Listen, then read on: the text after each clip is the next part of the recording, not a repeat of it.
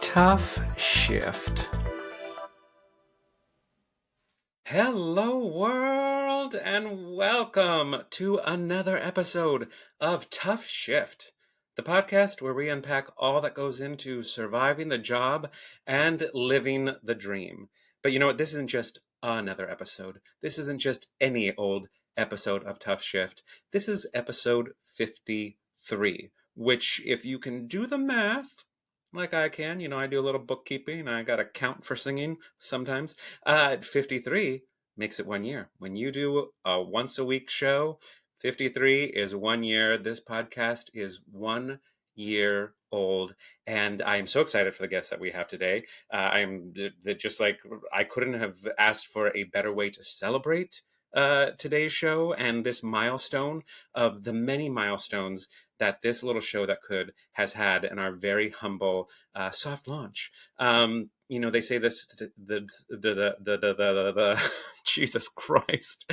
They say the statistic is that most podcasts don't make it past 3 episodes. We talked about this before, but most podcasts have not been run by a determined flaming homosexual with a Scorpio moon and something rising and a Cancer moon and something, all that. I'm determined. I'm determined to make this happen. I'm determined to show up. And when you show up, people show up for you. Any walk of life. I truly believe that. And so I'm showing up to do what I do here, to create the community I want to create, to, as I said in the very first episode, and I keep saying this over and over in talking about this podcast, but also just talking about the truth behind this industry.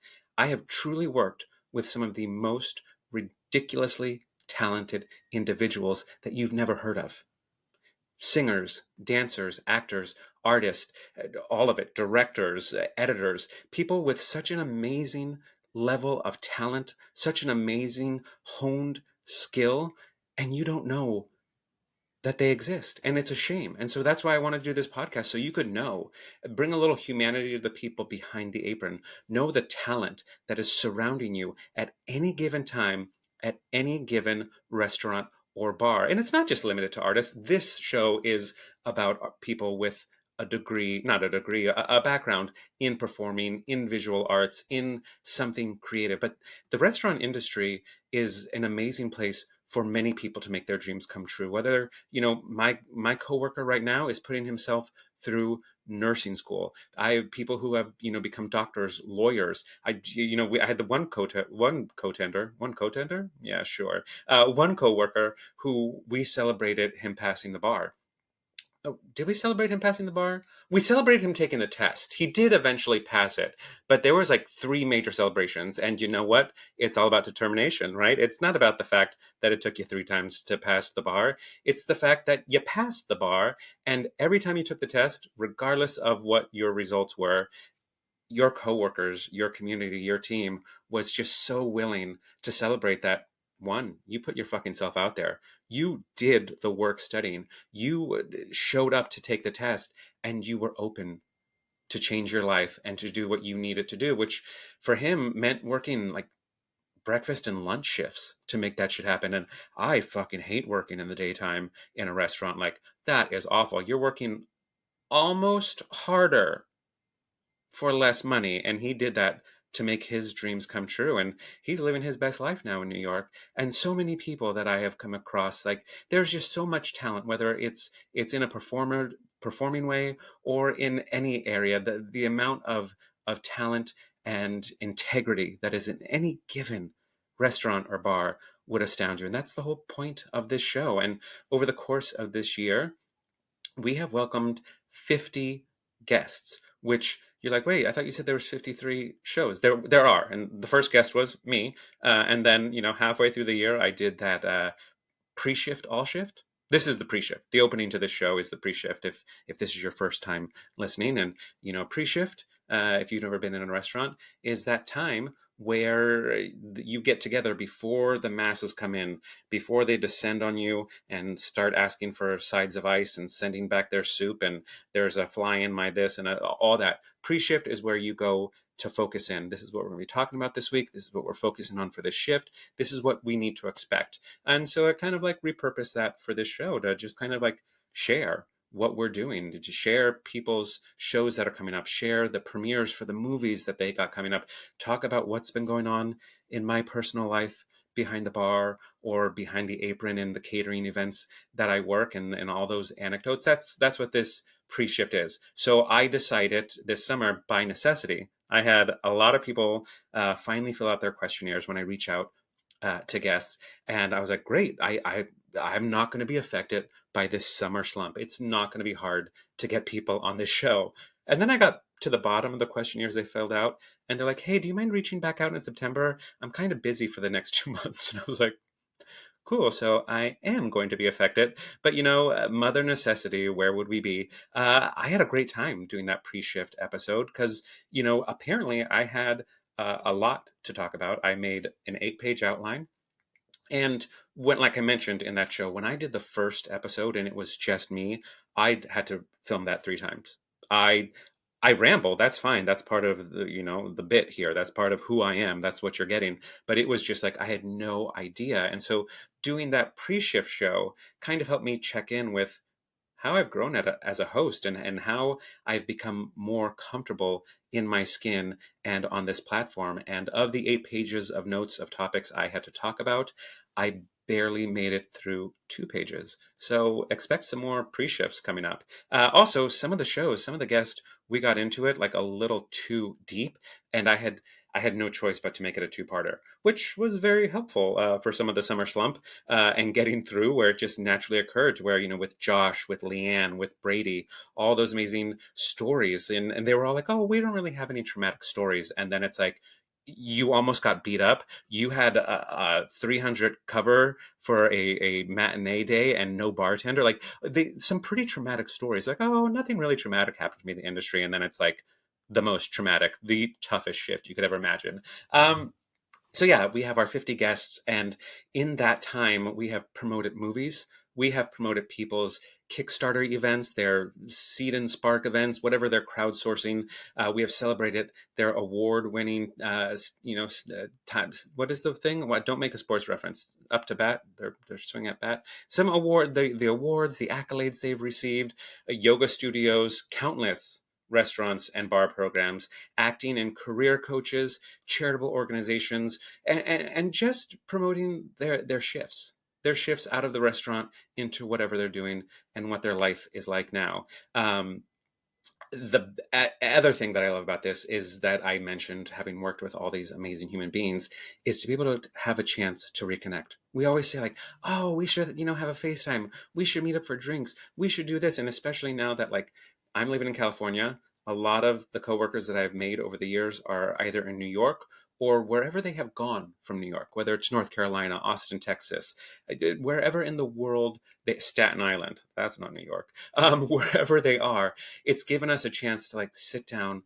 and reconnect. And even just in editing these episodes and getting to like relive some of these stories, and getting to learn more about people that I've already loved, I already appreciate, and I already think the world of, and like, I did not know X, Y, and Z about them. It's been wonderful. And then the other side of that is getting to meet new people and making new friends. That one of the coolest things is, we were halfway through our first year, and somebody reached out.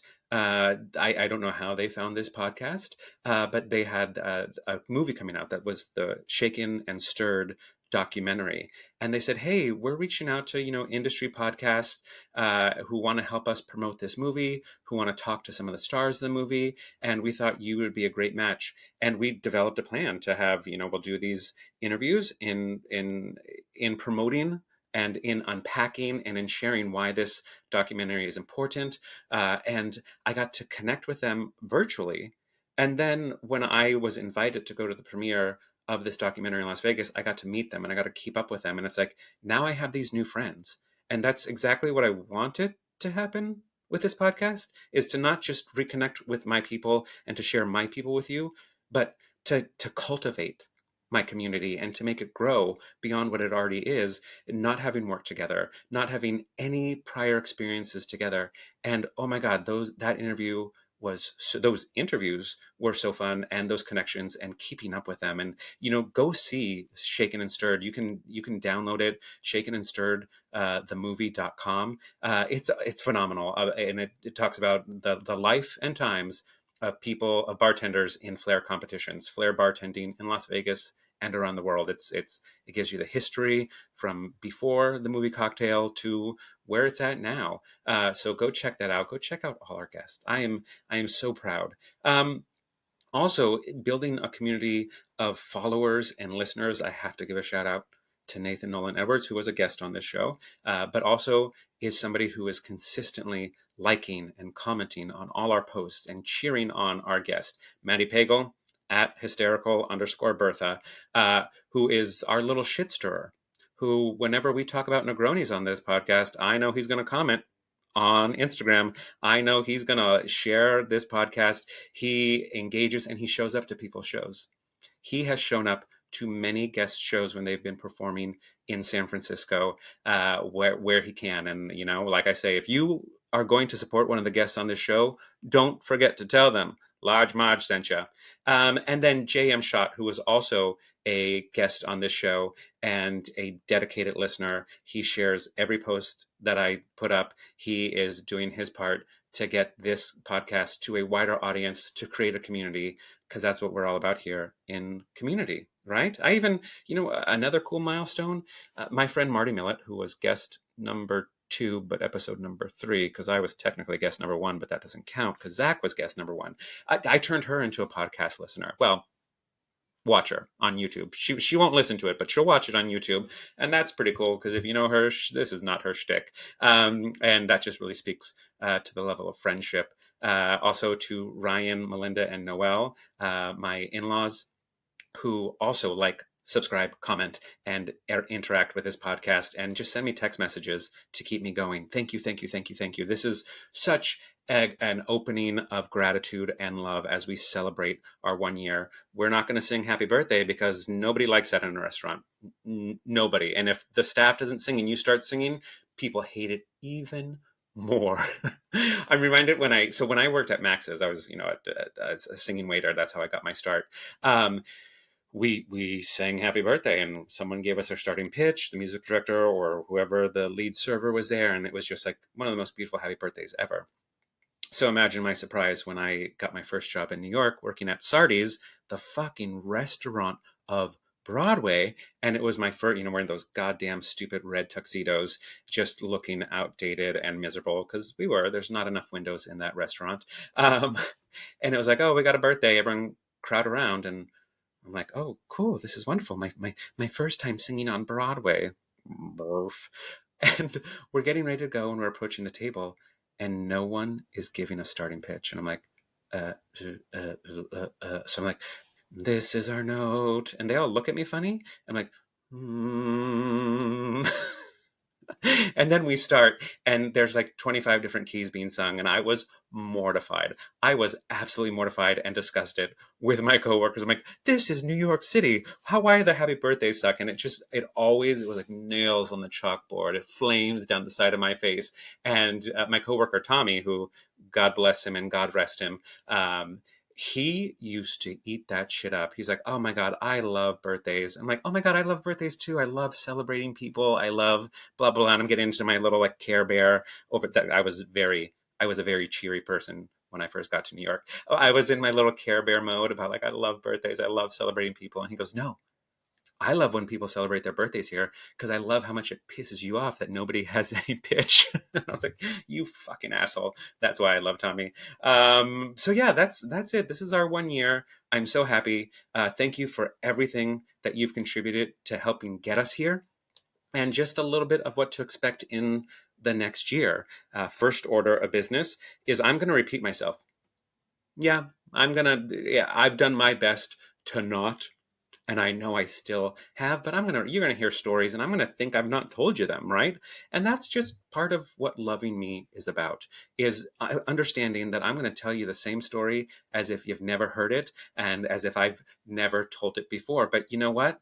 That's on theme with a pre-shift. If you worked in a restaurant, you know that's what pre-shift is. You come back to topics and conversations and focuses because that's what we do. We know what we know, and when we come back to talk about it, we're reminded of what we know and why we know it and how it's useful. So that's my excuse for the fact that I'm going to repeat shit over and over like I already haven't. And that's just par for the course, and like I said, the spirit of the show. What to expect now? Like, manifest this with me: commercials, and not just commercials of me promoting my own shows, like my holiday test drive, which I just got the dates for San Francisco, Sunday, December 21st at Feinstein's at the Nico. Holiday test drive 13. This is the 13th installment of my annual holiday show. Looking to bring it to LA before we go to San Francisco, but those dates are there. No, I mean like actual commercials. I want this show to be monetized. I want a little compensation, right? And it's a birthday show. If you haven't visited the virtual tip jar at Tuff Shift, TUFF Shift podcast.com, hey, what better time than now to visit that virtual tip jar and help offset the cost of putting this show on for you? But yeah, I want to monetize this. This is the goal. I would love to be able to take a bit of a breath around putting this show together and maybe take a shift or two off because I don't have to scramble to pay the bills and make sure my bank account stays at the place I want it to stay at. And with that, another shift is I'm done. I am so done with this industry, with my current job. My current job, if I don't go back to my previous restaurant, which in retrospect was not so bad because I was making a lot more money for much shorter shifts than this place, which is cool. I get what they're doing. I understand why they're doing, but it's twice as much work, twice as much energy for a fraction of the pay. And it just is really driving in that I've lived my circle, 20 years in this industry, 20 years slinging drinks and serving up tables. I'm good. I'm good. I still, this transition will come with the fact that I'll still have to supplement. So catering is great. I don't mind catering. It will still allow me to provide stories and anecdotes for you. But I also, like I said, I have a lifetime of stories and experiences from this industry. So don't worry. Me not being in this industry as active as I am now is not going to affect this show in any negative way. And who knows? Maybe it'll make it even better because we're surviving the job to live the dream, but we can't have the job make the dream a nightmare. So I'm going to need your support and your love in that. And just however that is, hopefully by this time next year, if not sooner, I will have changed my circumstances and be coming to you from a little more refreshed of a place, a little more not waking up and being like, oh my God, I closed last night and I have to do this interview. So that's what to expect in the new year. And I appreciate you cheering me on. I'm doing all the steps I need to do in my life, and can't wait for it. Including to after this episode, after the recording of this, I'm having my very first therapy appointment as an adult. As a child, whatever, but as an adult, I've never really done therapy, and I'm living with a therapist, and I'm so pro therapy. And if there's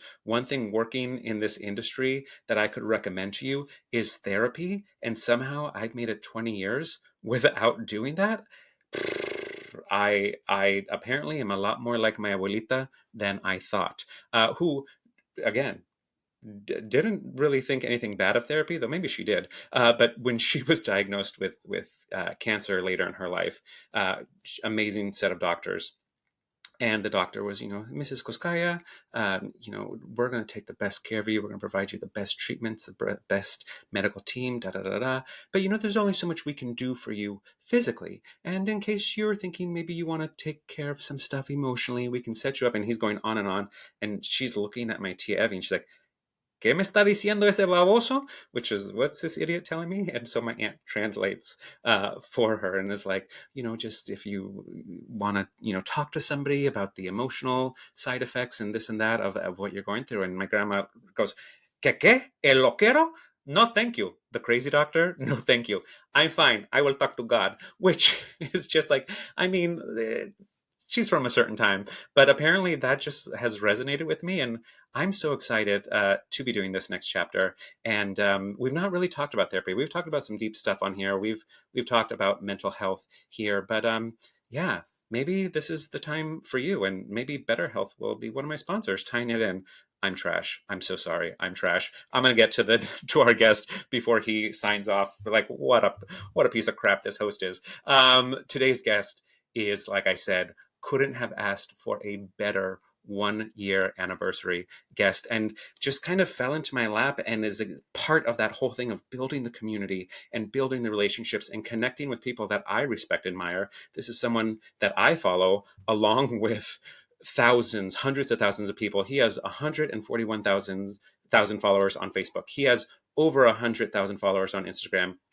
He has over 131.4 thousand followers on TikTok, and tens of millions of engagement and or likes and astronomical engagement on multiple sources. 10 years behind the bar, 25 years on stage. He's literally done every role you can imagine in both arenas, and that is bartender, bar manager, security, barback, actor, stage actor, director, stage actor. What an asshole I am. Director, stage manager, a tech director. And in wearing so many hats, it has provided him with his own lifetime of experiences and observations that come through in his hilarious posts on Instagram, the reels and the content that he creates that is funny, scathing. It really captures the annoying parts, the mundane, the silly, the absurd, and of course the most sincere about working behind bars. I am so honored that he has agreed to be on the show. Please welcome the one, the only, the Matty Rangel. Hi, how's it going? I'm great. How are you? Sorry, I said 10 minutes and here we are 20 minutes later. You're like, Jesus Christ, he talks a lot. I was really enjoying backstage, hanging out and just listening to you talk. I always like to come into podcasts kind of clean, so I try not to listen to the podcast beforehand. So it was really nice getting, and it especially I had no idea it was the anniversary of this podcast. So that was awesome. I got to hear all of the backstory. So that was really cool. I got to experience that. So but I was eating it up, every single word you were saying. So Oh, thank you so much. And I usually tend not to do like to watch interviews. I go on deep dives for my guests, but I try not to go too much into other interviews because I don't want to, regurgitate or kind of feel like I'm stealing information. But mm, with you, I couldn't help it. You were on the Liquid Alchemist and the Drinker's Choice Clubs. I read those interviews, which go find them. They're really quick interviews if you're not a big reader like me. I'm like, I don't have the attention span for this, which is part about what we're going to talk about in therapy today. But just, I enjoyed so much what you had to say. And it was nice to see more of, like I said, the authenticity that I see in you online and how that carries over to you in more of like a structured professional sit down interview, and how it's one person with two different ways of expressing your life and experiences. So with all that being said, let's go back to the very beginning, which is a very good place to start. What was your first job in this industry that made you the gateway job that made you a stereotypical actor performer making shit happen with a life behind bars and in hospitality? yeah. So starting off with the acting side of it, I knew I wanted to be an actor since I was in fourth grade. I saw my dad come out on stage in Moon Over Buffalo, and he wasn't my dad anymore. And I was like, that's awesome. And when I was growing up, I wanted to be everything. I wanted to be a painter. I wanted to be a writer. I wanted to be a policeman. I wanted to be a firefighter. I wanted to live in the future and in, you know, the 1600s and all that stuff. And I wanted to be everything. And Yeah. that moment when I saw my dad step out on stage and be a different person, I was like, that's how I can be all these people. That's what I can do. I can be an actor. Hmm. So fast forward to 2015, I quit my one of my what's it called, warehouse factory jobs. I quit that job on a whim. Said I'm going back to school and I'm doing this acting thing. I was 25 years old, and I said I'm going to go back to school. I had no plan for a job or anything. I got a job at a pizza place where I had a job previously, and was like, "Hey, can you give me as many hours, 60 hours a week as you can at minimum wage so I can go back to school?" And he was a good friend of mine. I actually trained him. And he was like, yeah, I could give you 39 and a half hours. So you're going to be struggling, but I will work with your school and theater schedule. And so I said, great, I'll figure it out. A month in, I could not pay rent and I was freaking out. And my brother was just like, hey, take your mind off of it. Come to the bar with me and your other brother. We're just going to have a couple drinks. I'll pay for it. And we'll just hang out and, you know, get your mind off this. You'll figure it out. You know, you're going back to school for what you love. You're going to figure this out. And I go to that bar and I'm hanging out with my brothers and it's slammed. It's a Saturday night. It's busy as hell. There's 300 people inside the bar. And I see that the tables are like stacking up with empty glasses and things like that. And I'm like, I'll just bring them back to the bar. So I started bussing tables. And the bar manager, who I had played kickball with on a kickball team, like a bar kickball league, she knew me and she was like, oh my God, thank you so much. You know, it's so busy and I've been trying to hire a bar back. She was like, I should hire you. And I was like, well, I just went back to school. I'm struggling for some money. How much do you pay? And she was like, come in on Friday. So I came in Friday night. I worked Friday night and Saturday night, and I bar backed for them, made hundreds of dollars in cash, was able to pay rent, and the rest is history.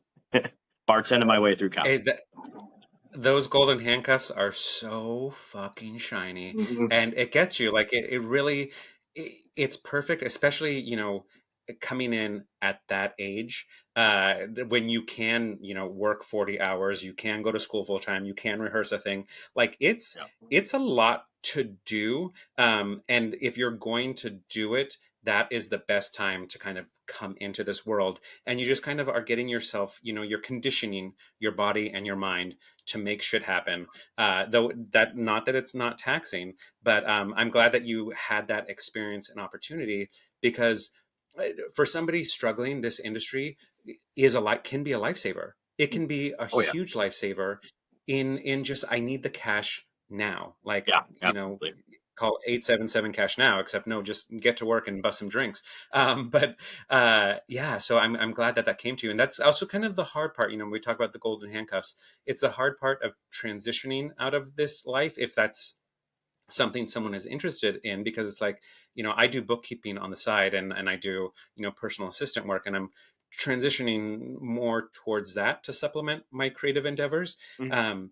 But it's and that at least is a little quicker access to cash than if I were to go into an office job, where it's like, it's there's just pros and cons, because, you know, throughout the year an office job is going to be consistent pay, whereas working in a bar or restaurant, you know, like back to school, dead. After the holidays, dead. So it all balances out, but just having access to that quick cash is intoxicating, and it feels wonderful. Yeah. So now that I know where you got your start, I want to hear about some tough shifts. So at one, or if you have a couple, what is a tough shift that just sticks out in memory above all the other many shifts you have gotten yourself through? Yeah. I don't know if you're completely familiar with my Monday platform, but I do Mental Health Mondays.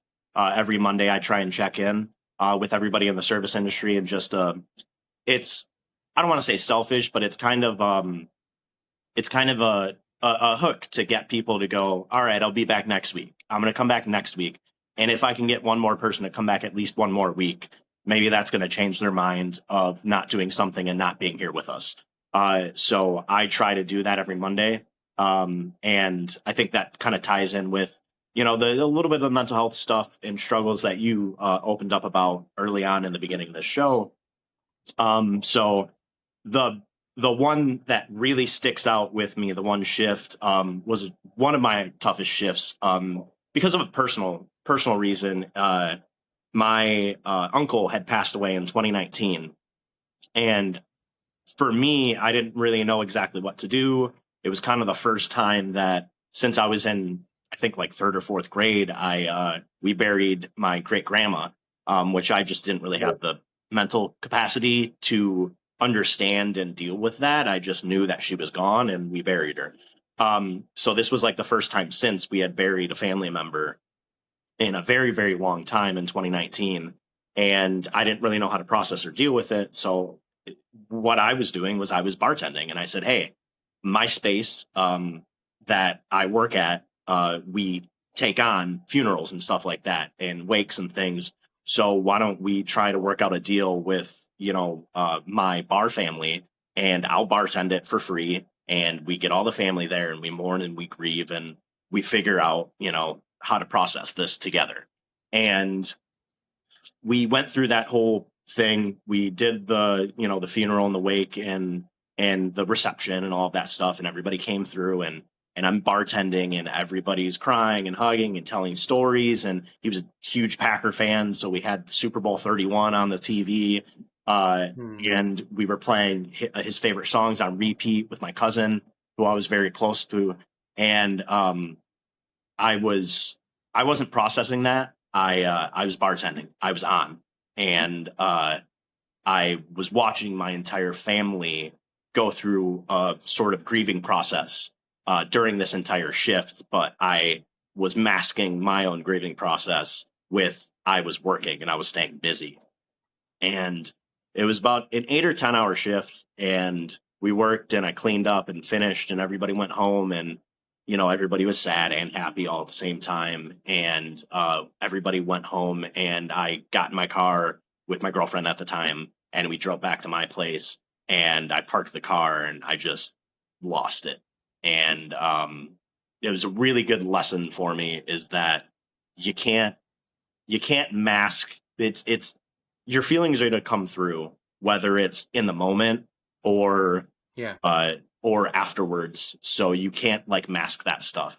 And that's what I really like to do with my mental health Mondays, is I tell people, comment on this video and don't hide it. Like, tell me what's going good, what's going bad, the ugly stuff, the great stuff. Get all that stuff out there, even if it's to a stranger you've never met online, because if you hold it in, it's gonna explode at some point. Yeah. And that was one of my toughest shifts for sure, is that I had no idea what I was doing, holding in all of that stuff for all of that amount of time, and then just everything replayed in my head at that moment, and I just completely lost it. I think Yeah. it's a very important lesson that I learned, and that I would love to pass on to other people, is you want to help in any way you possibly can, but also make sure you're helping yourself too. 100%. And I actually, Mental Health Mondays is on my list of talking points. So I'm glad that it just naturally came in.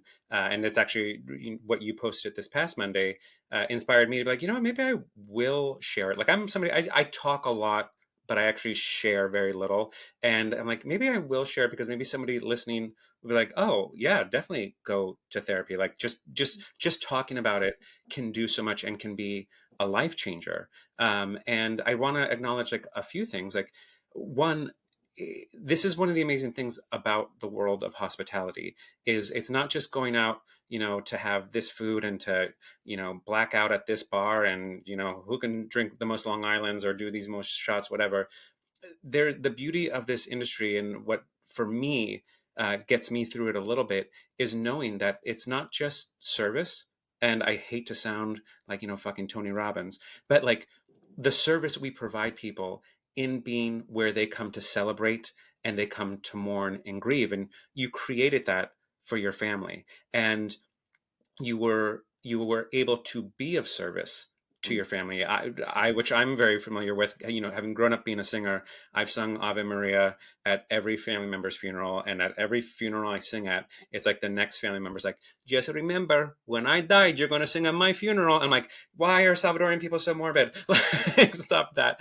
But it is like, it's a beautiful opportunity, especially with the fact that like you were able to be of service to your family and step up where you could to provide them the space they needed to grieve.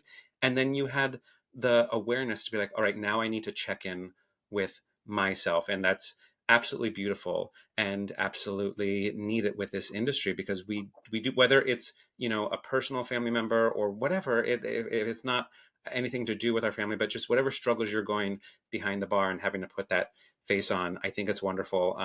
And thank you so much for doing those check-ins. I mentioned at the top of the show a little thing about my coworker, Tommy. And it is important to check in with people because he's no longer here, and I wish he was. And when you were sharing your story, it just made me think like, God, it's funny how the universe and just things kind of coincide. Like, oh, you posted this, which prompted me to talk about this, which boom, boom, boom, and just the connections we can all have, and what naturally comes up for both parties.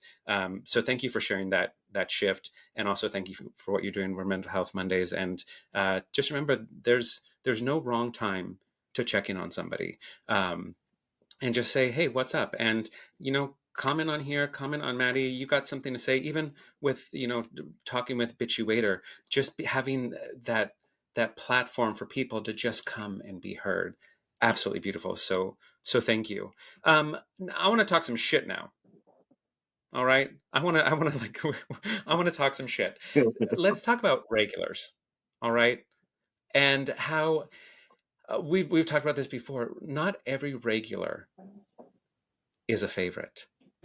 So, in your experience, can you share something to where like this is how to be a good regular and a regular that you love? And then, hey there, just checking in. I hope you're enjoying this episode so far. And if you are, why not leave us a 5-star review and a comment or two wherever you're listening to this from? And don't forget to follow us on social media at TUFF SHIFT Podcast. That's TUFF Shift Podcast. Everywhere. Literally everywhere. And just a reminder, gratuity's not included, but tips are always welcome. And you can find our virtual tip jar at tuffshiftpodcast.com. That's TUFF Shift Podcast.com. All right, back to the show. This is how, like, not to be. Like, if you really want to be norm, like, don't be this person at my bar. Do you have any experience with those two types of people? Oh yeah, absolutely. Absolutely. There are plenty that come to mind at the moment. But specifically, I think it's really easy to become a regular and become too much of a regular.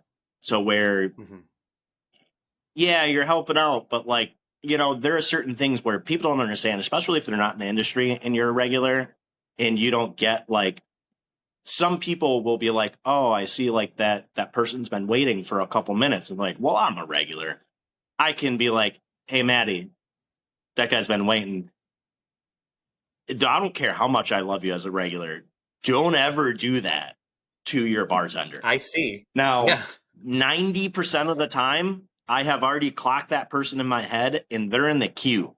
The 10% that I missed that person, which I'm not perfect, it's okay. But that 10%, if you remind me that I fucked up, thank you, but fuck you. So that's for me, one of the biggest things about being a regular is understanding those types of social cues and things, and then also not taking it too far.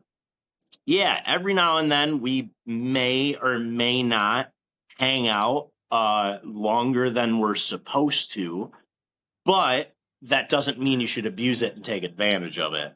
There was a bar that I worked at one point where we would close down the bar and there would be 15 people in here because at one point or another, they were able to stay back at a certain time. But now there's all 15 of them in and we're like, hey, the cops are going to roll by and we're going to get fined. Like, you guys need to leave. And they're like, we don't need to leave, but Well, if everybody needs to leave but doesn't need to leave at the same time, nobody's going to leave. So you gotta pick the time and moment, with being a regular. And then also, just because you come in all of the time does not mean you're a regular. Uh, there's certain criteria that has to be met to be a regular, and I think that's a lot of the part of it is being able to sit there with an empty drink and know that we will get to you, but we're getting the other people first and kind of taking that back seat. You take those hits to get that regular status at a certain point. There's a guy who comes in all the time to one of our bars, and he's one of the most needy people you've ever met in your entire life. He's an attention whore. He wants all the attention. As soon as I'm talking to a new customer that walks in, he needs something. And you're like, Oh, oh man, yeah. you can't do that. Like, because I'm giving somebody else attention doesn't mean I'm ignoring you. You have to know that I'm one person back here. There's 25 of you. I have to engage with all 25 at a certain time. I cannot just sit there and talk to you the entire time because you need that attention. That in my Yeah, it's not like we're not on a lunch date. We're yeah. not on a lunch date, and it's not like we're hanging out and I'm just checking my phone and like, oh, I got a notification from Instagram. Like, that's an asshole move. Mhm. I'm behind the bar, and as much as I may or may not love you, this is transactional. I had somebody one time who he was cool enough, but like also didn't get that it was transactional and was like, we're really happy to see that you guys are so busy, but it's also kind of annoying because like when you're busy, we get less time with you, Sean. And I'm like, your dollar per beer is not enough for me to ignore this bar that's like four people deep. Like I'm so sorry.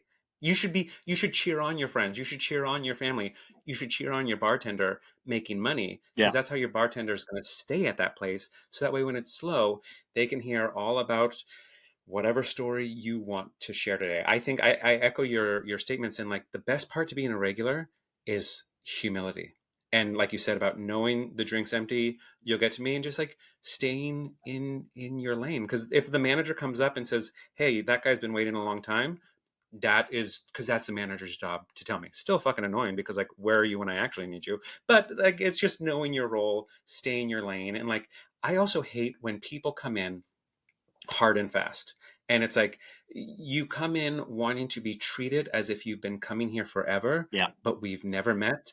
And it's probably going to be 3 months before you come in again. Like last night, I had this couple come in, and I was like, "That's going in the podcast. This was perfect. You're an asshole, but thank you because this is perfect timing." Yeah. But like they roll in, and it's like all of a sudden, I know they're not just me, but everyone around them. Like, "Oh, I'm in a Journey cover band, and oh, she's my girlfriend, and oh, we're doing this thing, and we're going to be performing at the Lighthouse, and we're going to be blah, blah, blah," and just like shoving it down your face, and then wanting to know everything about you all at once. I'm like, like I mean, a little fork, buy me a drink before you stick it in. Like it's just too much all at once. And then it was like they're just too familiar. And then then nothing is right. And so they come in and they order this stuff and like, oh, can we get some olives? And then the olives arrive, and the girlfriend was like not happy. She's like, they're really acidic. And I'm like, well, they're marinated with orange peels and dried lavender and this and that. And she's like, yeah, they're not good. And I was like, well, I'll take them away. And she goes, I mean, if that's not inconvenience. And in my head, I'm like, I, my whole point is like, yes, hospitality, but also like the sooner I get these olives out of your face, Yeah. the sooner you shut up. And that wasn't enough. Yeah. That was enough. She's like, just so you know, we only had two. So if you want them, like, feel free. And I'm like, what kind of a trough do you think I'm working at? Like, I'm gonna eat your dirty hands. I don't know. You're in a journey band. I don't know what your fucking hygiene is like. So, do you have experience like with that, where just people come in, and how do you redirect their energy? Like, do you ignore them? Are you a little aggressive, or do you just put on that happy face and be like, yeah, that sounds like a great idea. Thanks for the olives. Like, how do you diffuse people who come in hot and heavy? So I'm very like I early on in my bartending career, I worked at places that, had to do more of the catering and things like that towards like customers and their egos and things. Right now I work at a dive bar, a sports dive bar, and a neighborhood dive bar. I chose those very specifically for that aesthetic, that reason, and the people that I work for, to where even if the customer is completely right and I'm having a bad day and I'm being an asshole to the customer and the customer complains, my bar owner will still get my back and tell that Yeah. customer they suck. So it's a little bit different Gently gaslighting customers.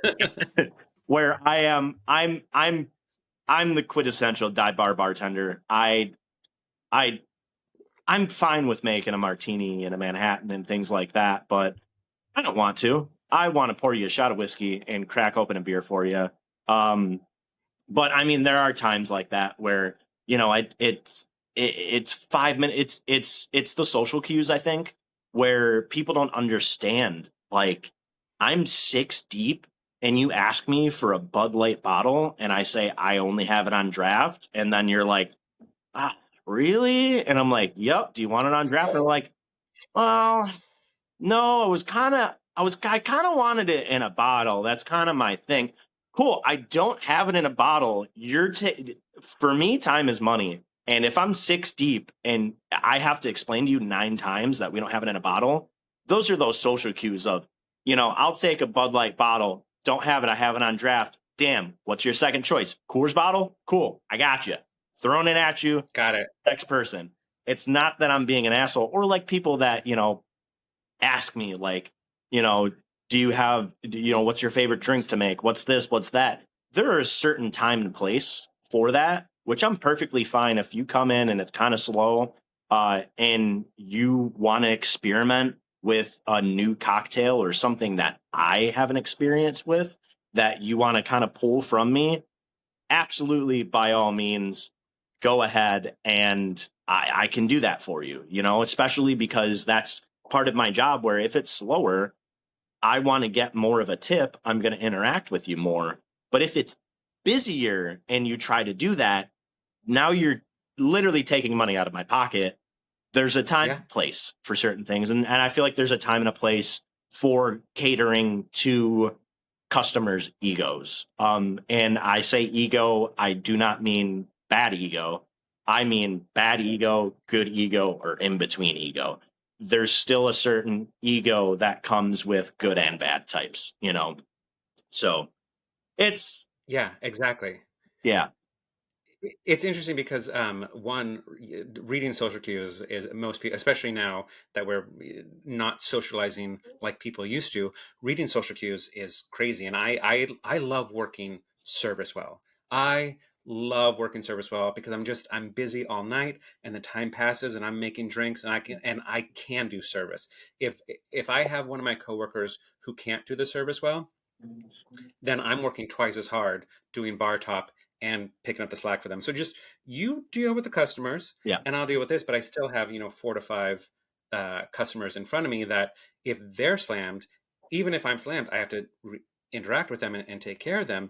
But they just don't get like, I'm fucking busy. And what about me not making eye contact? Because like, again, if you want to know about how I memorize so many cocktails, I will tell you about, the 5 basic cocktails you can learn, and everything is a variation of it, and how it's just boom, boom, boom, boom, and nobody needs a hero. If I'm ever stuck, I look it up, right? Nobody needs a hero. I want to make a drink so I love talking about it, but when my board is full with 20 tickets, I don't have time. And when you're not reading the cues that I'm not making eye contact, that shit's annoying.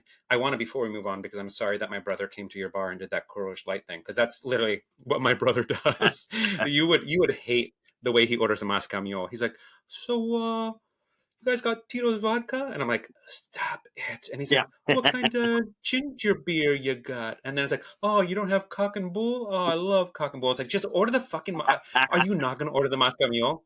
Just because they have Fever Tree, like you're gonna order it. Like it's so fucking annoying. And that whole like, I really prefer it this way. It's, I mentioned I live with a therapist. My partner, when we first got together, I was very curious. I'm like, what is how do I establish a boundary between what is something between normal boyfriends, me feeding my day to you and you giving me feedback, versus me getting free therapy.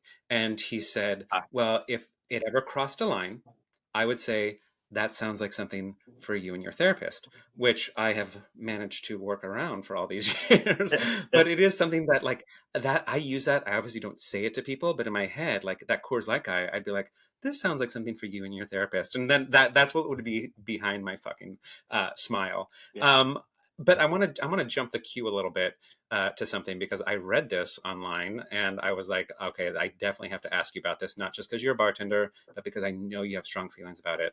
But we have a little ongoing conversation on here that I like to call Negroni Gate, which came from a coworker having a tantrum over the fact that I put bitters in my Negroni. So I want to ask you a two-parter. I want to know how you make your Negroni, just your specs, and we can unpack that if we want, and then also your real thoughts about the drink. Absolutely. Back in, I don't know, maybe like 2022, there was a viral clip of some guy who loved Negroni. That was like the sound bite was going viral, and I had actually never heard of it until then. And so I was like, all right, Mm. I don't know if you can find it. It's I have 5,000 videos on TikTok, but there's a video on TikTok of me making a Negroni for the first time ever. And I make it and I do it. And I don't do hard alcohol anymore, but back when I did, Mm.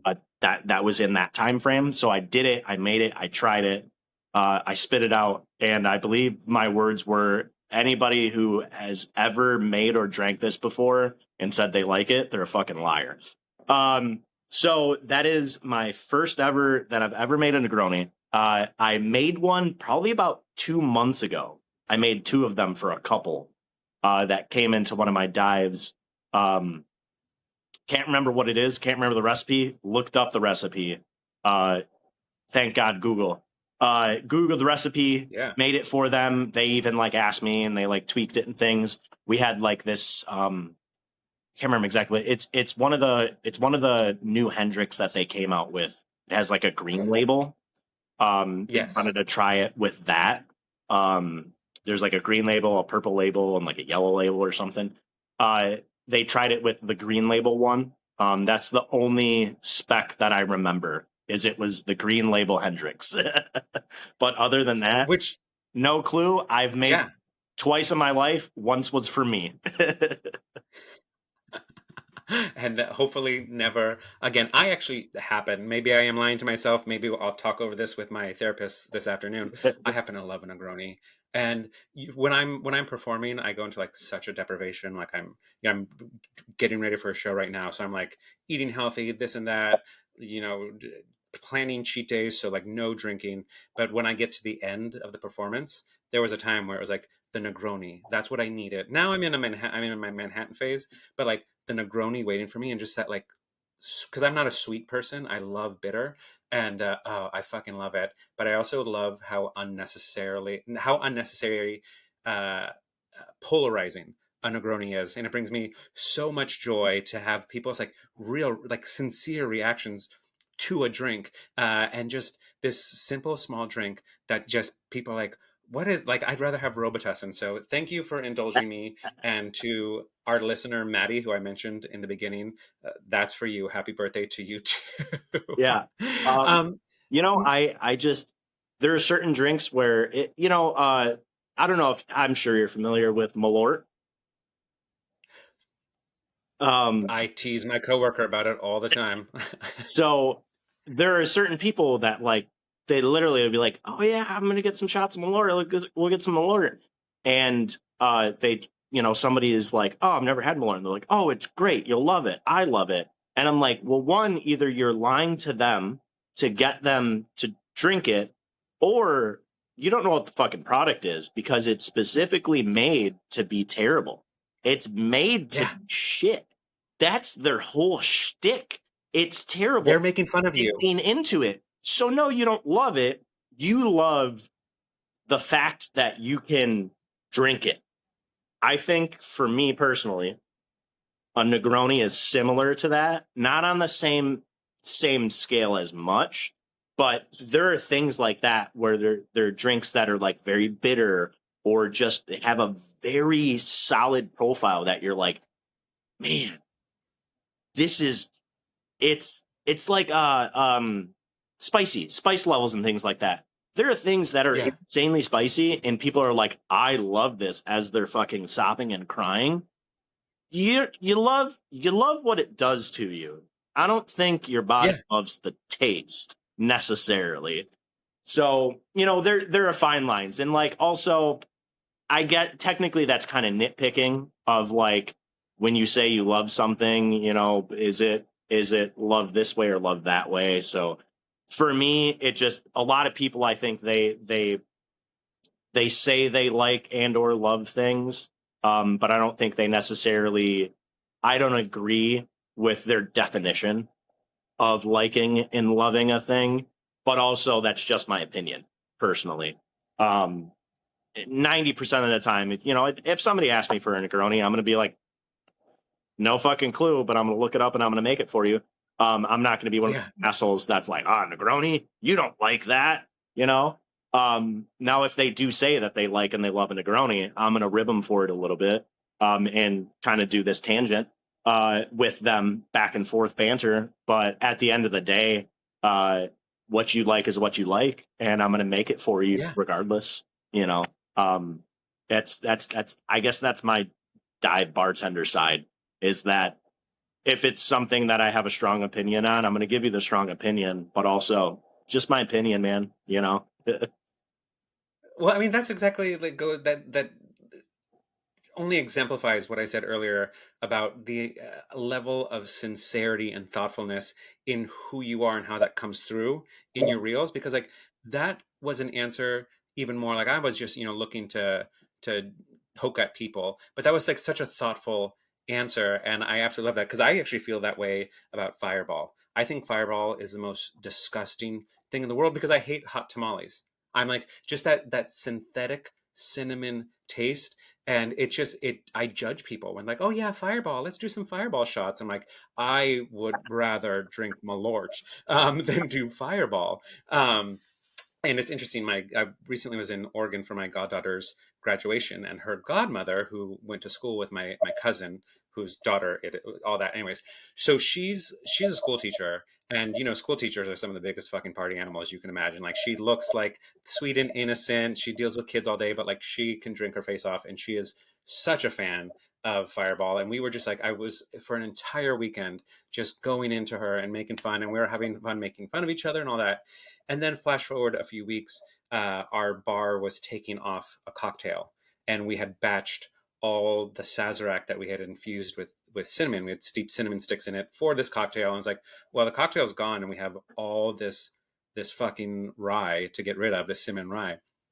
So our manager, like super really cool, because like this place I wouldn't think would do this, like in quart containers, gave us like quart containers of this batched Sazerac to take home that they couldn't use. And it was phenomenal. And I was sitting there, my co-bartender, we went home and we were like texting when we got home and have it on a big rock.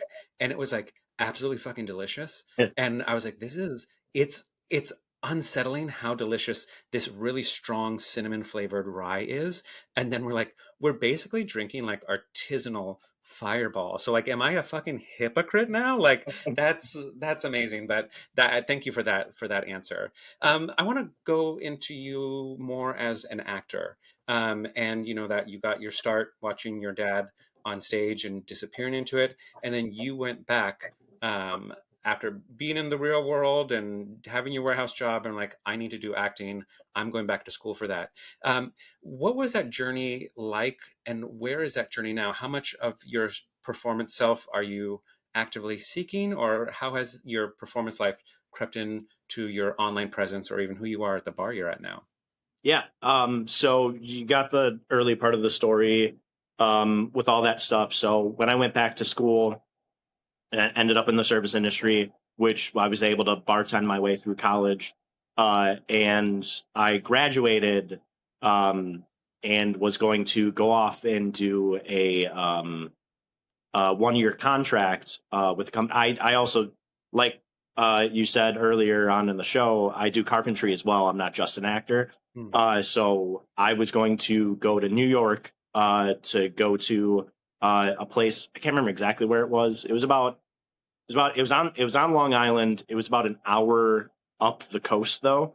It was this Okay. theater that did stuff for about 10 months, and they needed carpenters. And my girlfriend at the time was also an actress, and she's an amazing lighting designer. She did lights and behind the scenes and stuff too, and she did carpentry as well. So they hired both of us actually, and we were going to go there for 10 months and live there for 10 months, being housed and everything, and work and build sets and things on Long Island in New York to build sets. Like that's, not necessarily I don't want to say it's kind of cool, and especially just out of college. I was fresh 30 years old, and I was like, you know what? Let's take the leap. Let's do it. Yeah. So we decided to do that. I graduated college in late February of 2020. And then the whole world shut down about 3 or 4 weeks later. And so we weren't able to go. They kept pushing the dates back and back and back because of COVID.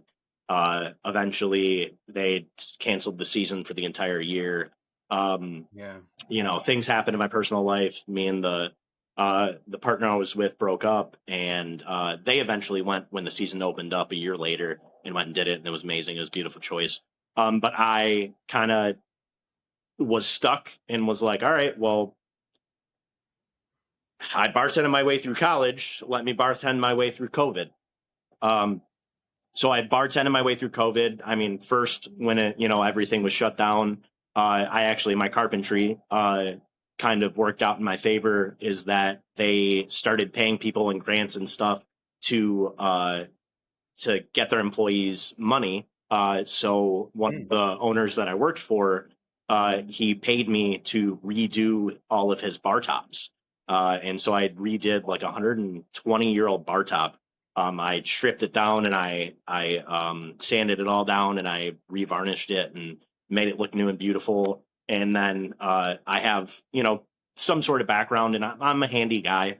So, he paid me to fix all the bar stools, and we redid the entire bathroom, gutted it and tiled it and painted it and all that stuff. And I was a part of that as well. So we did that until things started slowly opening up and we started getting customers again. And then I started bartending again, and then just kept bartending. But with that, I wasn't able to, I finished this 5 years of schooling, and that's what I want to do for the rest of my life. I don't want to, not anything against bartending, but I don't want to bartend for the rest of my life. I want to be an actor. I want to be doing something in that entertainment industry. So I still had that itch of like, I graduated, I wanted to do this, I was ready to do this, and then the world stopped, and I had to kind of stop with it for a while.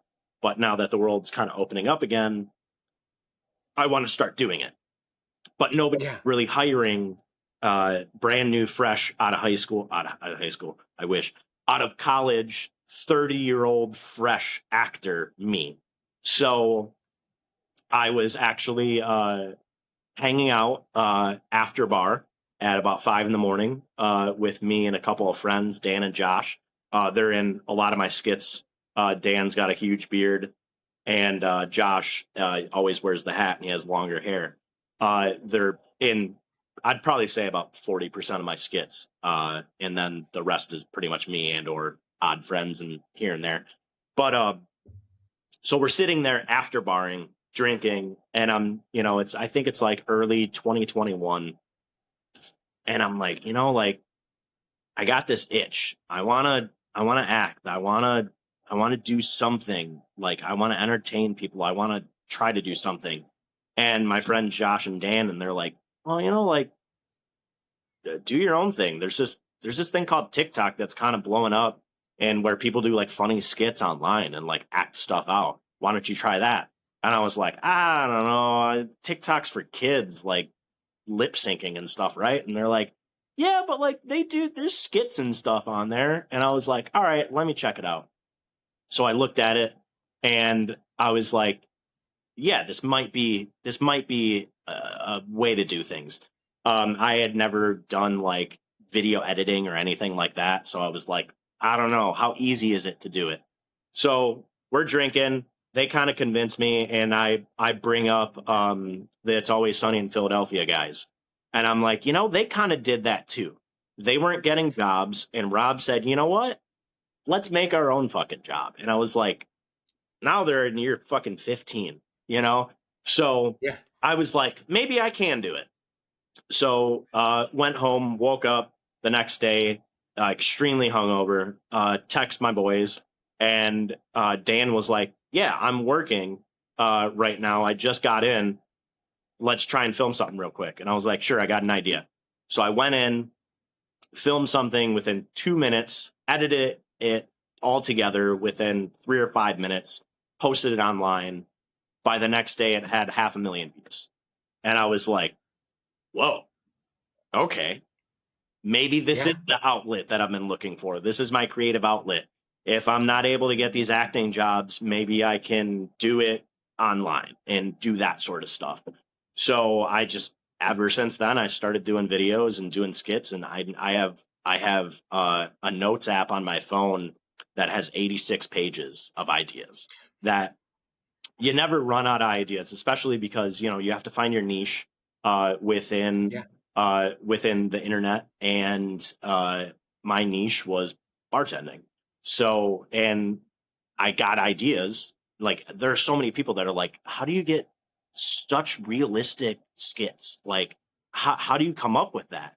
And I'm like, because it happened last week. I just wrote Yeah. it down or kept it in the head right there, and then I just reenacted it. It's Yeah. I'm not saying it is hard to a point, but like the the writing is not for me the hard part.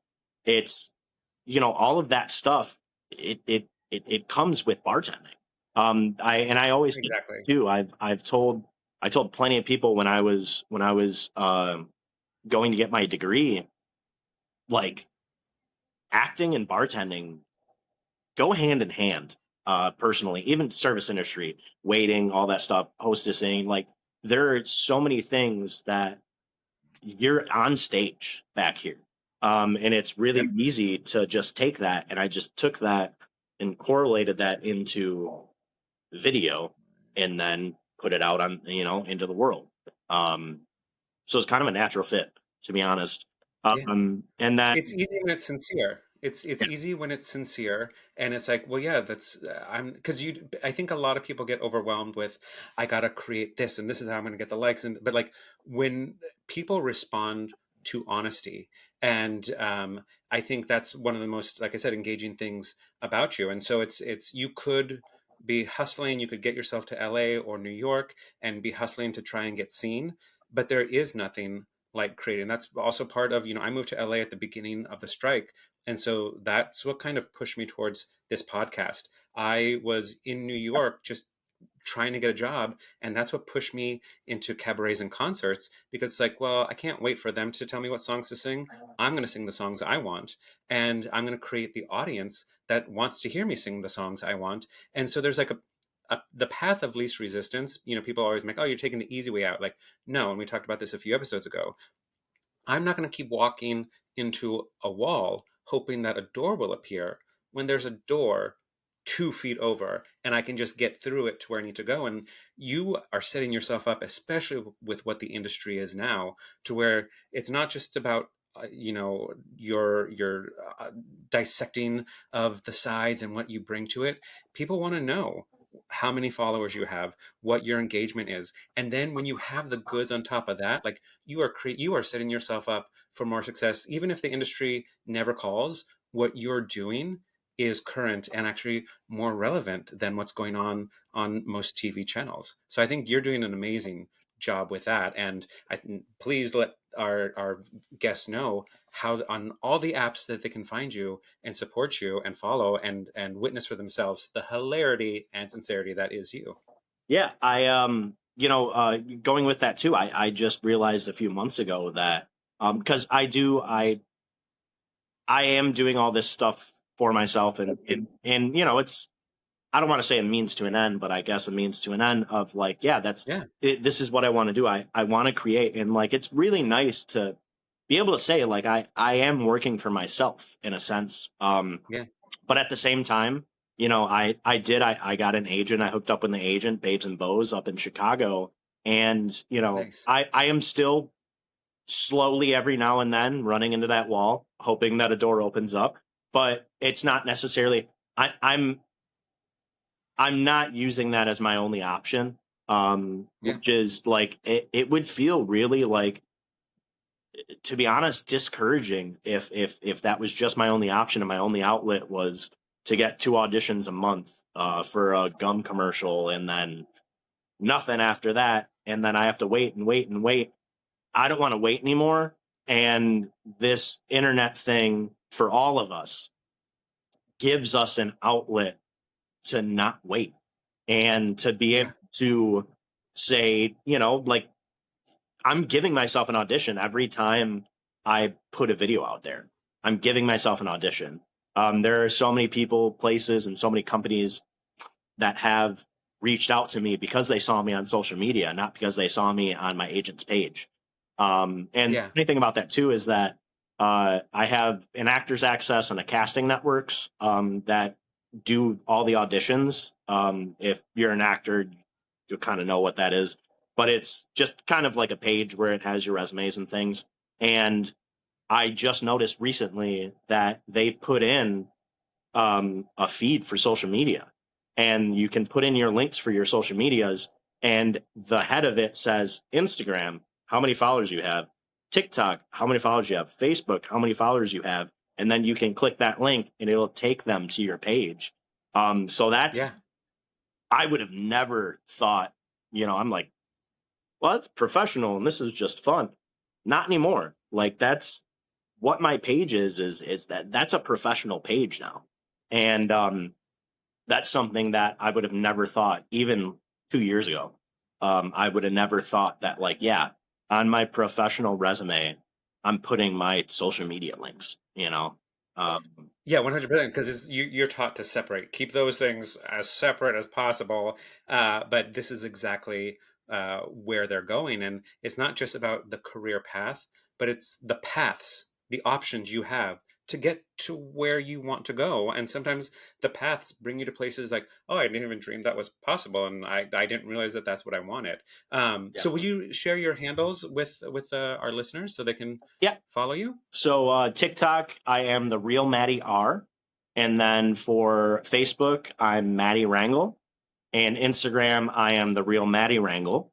YouTube, I believe I am the real Matty Rangel as well. That one I'm just starting to push out there. That's, you know, I started on TikTok, and I actually wanted to keep Facebook just friends and family. And then Yeah, Facebook was like, "Hey, you like money?" And I do. So I started cross posting on Facebook. And nice. then when they were saying they were going to ban TikTok, I started cross posting on Instagram just in case. And then Instagram kind of blew up. So like all three of them were like, you know, I went TikTok, then I went Facebook, then I went Instagram, and now I'm like, well, why not cross post to YouTube? You know, so I just started that one up about a year ago, and that one's like nails on a chalkboard. That one's foreign to me right now, but doing my best. So Yeah, diversifying the investment. That's amazing. So before we wrap up here, I always like to give us an opportunity to talk about something good. And as you know, as your time on stage and your time behind the bar, bad news travels faster than any, and good news rarely sees the light of day, which is why I like to go out of my way when I'm having a good experience as a customer or as a coworker to just point out and tell whoever needs to hear it what happened that was good. So, our server, oh my God, they nailed this and that in the kitchen, phenomenal. Or I'm at work and I'm like, Tyler, who's my work husband, hey baby. Tyler is amazing and this is what he did. I want them to know because it's so easy to complain and say what people aren't doing. We sometimes forget to say what they are doing. So I want to give you a chance before we go to shout out someone in your life, whether it's personal, professional, or whatever, that has made a tough shift easier for you, and you just want to like thank them today. Yeah. I think the first one that comes to mind is my two friends that I have started this all with, Josh and Dan. I honestly could have not done any of this without them. There's always, I had this shitty professor, but he said something very smart, is that if if you're the smartest person in the room, find a bigger fucking room. And when I'm in the room with those two guys, I never feel like I'm the smartest person in the room. And they help keep me grounded, and they help keep going and motivate me forward. I've done and shared thousands of dollars of prizes with them doing these videos and sharing these videos. And I know that I am lucky to be the face of what I'm doing here, but without those two specifically, I wouldn't be nearly as much of a face on the internet as I am. So yeah, definitely Cadillac and Dan. Want to shout those guys out. There we go. Well, there you have it, Cadillac and Dan. Thank you for everything you do to make our tough shifts a little easier. Clearly, the world needs more people like you.